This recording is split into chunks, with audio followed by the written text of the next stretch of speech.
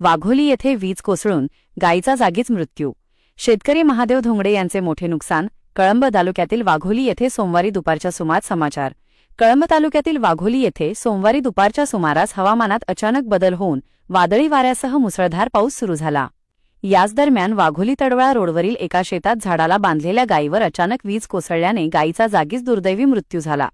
ही घटना वाघोली शिवारातील गट नं.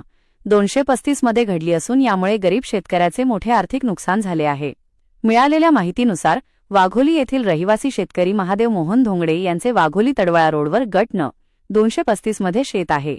नेहमीप्रमाणे त्यांनी आपली गाय शेतातील एका झाडाला बांधली होती.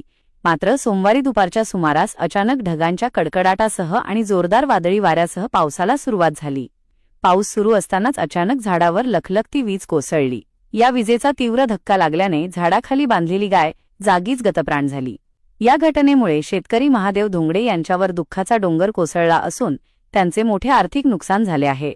या घटनेची माहिती मिळताच परिसरातील शेतकऱ्यांनी हळहळ व्यक्त केली असून संबंधित प्रशासनाने तात्काळ पंचनामा करून पीडित शेतकऱ्याला योग्य ती आर्थिक मदत द्यावी अशी मागणी ग्रामस्थांकडून केली जात आहे. ताज्या आणि महत्त्वाच्या बातम्यांसाठी जनसंवाद समाचारला लाईक करा.